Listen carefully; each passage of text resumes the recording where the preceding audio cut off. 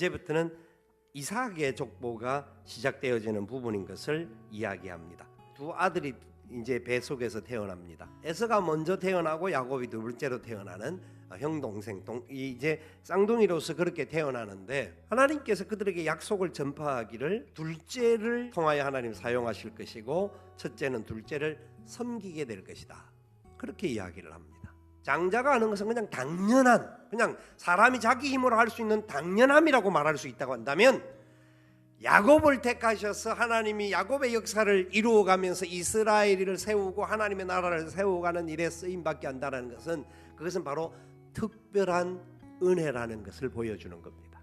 이유는 이 당대의 사람들에게도 이유가 되지만 기록된 말씀을 통하여서 후대에 오는 모든 사람들을 하나님께서 뜻 가운데 계획하시고 부르시고 세우시고 하나님의 영광을 흘러가도록 하는 은혜를 베푸심을 보여주시고 있습니다. 여러분들은 왜 이곳에 와 있다고 생각하십니까? 어릴 때부터 교회를 다니게 하셨고 배속에서부터 나온 사람도 있을 수 있습니다. 어떤 사람은 후에 이래저래 부딪혀서 삶의 어려운 가운데서 하나님을 찾고 싶은 마음으로 있어서 나올 수도 있습니다. 그러나 그 모든 과정이 어떻든지 상관없이 하나님이 저와 여러분들을 부르셔서 하나님의 자녀 삼아 주셨기 때문입니다. 그 은혜를 잊지 말아야 합니다. 그 땅에 아브람 때와 같이 흉년이 들었는데 이제 그가 블레셋 땅으로 내려갔습니다. 내려갈 때 목표는 애굽을 향하여 가고 싶은 것이었죠. 애굽은 곡창지대이기 때문에 내려가고 싶은 마음이 있었습니다. 그런데 하나님께서 애굽은 가지 말라고 지시하셨습니다. 근데 지금 이삭은 땅이 제대로 없고 지금 블레셋 땅에 들어가서 잠시 거류하는 사람인데 하나님께서 뭐라고 약속합니까? 이 땅을 내가 너에게 주겠다. 너의 자손이 복의 근원이 되겠다. 세상을 다스리게 될 것이다. 하나님은요, 약속하실 때 보면 무언가 확실한 근거가 있는 듯 할 때 약속을 해주면 우리가 좀 믿기가 쉬운데, 전혀 근거가 없다고 생각하는데도 하나님 약속하십니다. 내가 주겠다. 이삭은 다른 사람보다 낫기 때문에 이 약속을 받았을까요? 순전함은 있었고 바른 부분들은 있었지만 이삭도 완전하지는 못한 사람입니다. 아이가 태어났는데 두 아들 중에 큰 아들만 이삭이 편애를 했어요. 아버지로서 어쩌면 자기의 혈통을 이어갈 큰 아들이기 때문에 그렇게 할 수 있을지는 모르지만 사실은 그건 하나님의 뜻은 아니라고 이미 말씀해 주셨는데, 그리고 이삭도 가질 수 있는 인간으로서는 최고의 믿음의 사람이 있을지는 모르지만 그 속에도 연약함과 인간이 가지고 있는 불안함들이 그 속에 있었던 거예요. 사람은 완전하지 못하다라는 것을 이삭을 통하여서도 계속 보여주시는 거예요. 이삭의 눈이 흐려지고 난 다음 자기가 이제 이 땅을 떠날 날이 다 되었다는 걸 알기 때문에 에서에게 그 축복을 물려주고 가기를 원하여서 에서에게 제물을 준비하게 합니다. 사냥을 하러 에서가 나갔을 때에 그의 어머니 리브가가 그 마음을 알고 있기 때문에 야곱을 분장을 시키고 고기를 만들어서 아버지 앞에 갖다 드리게 합니다. 그래서 아버지가 목소리를 들어보니까 야곱인데 만져보니까 에서예요. 옷도 에서의 옷을 이렇게 향이 나니까 에서인 줄 알고 복을 더하십니다. 모든 복을 야곱에게 다 부어줍니다.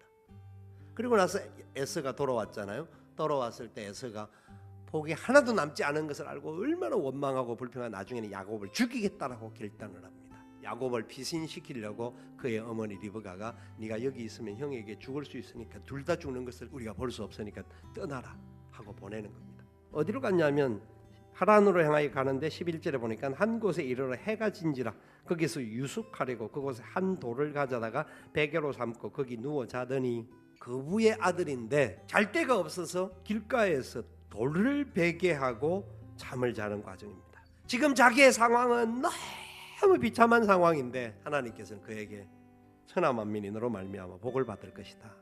네가 어디로 가든지 그 복의 근원이 될 것이고 내가 너와 함께 있을 것이다. 최고의 것을 약속합니다. 우리 하나님께서 우리에게도 그렇게 찾아오신 거예요. 먼저 손 내밀어 주신 거예요. 우리는 여러 가지 이유와 조건 가운데 주 앞에 나온 것으로 착각하지만 하나님이 때가 되셔서 우리를 하나님의 손에 붙잡아 주셔서 하나님 앞에 나오게 하시고 이 세상을 사는 시간 속에 하나님 우리 옆에 계셔서 우리를 지켜 주시겠다고 약속하신 겁니다. 그래서 예수 그리스도를 보내주셨습니다. 그 이름을 임마누엘이라 하리라. 하나님 우리와 함께 하시니라. 아멘. 하나님 우리와 함께 하시겠다고 약속하셨습니다. 그래서 우리 같은 죄인들, 우리는 자격 없는 죄인들이고 우리는 그 어떤 특별한 은혜도 받을 수 없는 죄인들이었지만 하나님의 놀라운 사랑 가운데 우리가 부름을 받은 겁니다. 그래서 하나님 말씀하셨잖아요. 너희는 가서 모든 족속으로 제자를 삼아 아버지와 아들과 성령의 이름으로 세례를 주고 내가 너희에게 분부한 모든 것을 가르쳐 지키게 하라. 볼지어다 내가 세상 끝날까지 너희와 항상 함께 있으리라. 함께 있겠다고는 약속을 하시는데 그 약속의 출발점이 너희들이 받은 이 복음의 놀라운 사랑과 능력, 하나님의 놀라운 그 은총을 나누라는 겁니다. 주라는 겁니다. 우리 때문에 내 주위에 있는 사람들, 내 가족들, 내 이웃들, 내 친지들, 내가 만나는 사람들 중에 예수 그리스도의 복음을 발견할 수 있는 역사가 일어나게 주라는 겁니다.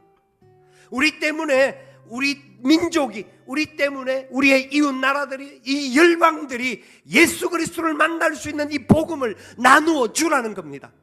아멘. 그것을 위해서 우리가 달려갈 때 하나님 세상 끝날까지 우리와 함께 하겠다 약속하셨습니다. 이 은혜 가운데 우리가 살아가시는 주의 백성들 되셔서 우리가 잘나서가 아니라 하나님의 은혜를 나타내는 우리 모두가 될 수 있기를 살아계신 예수님의 이름으로 축원을 드립니다.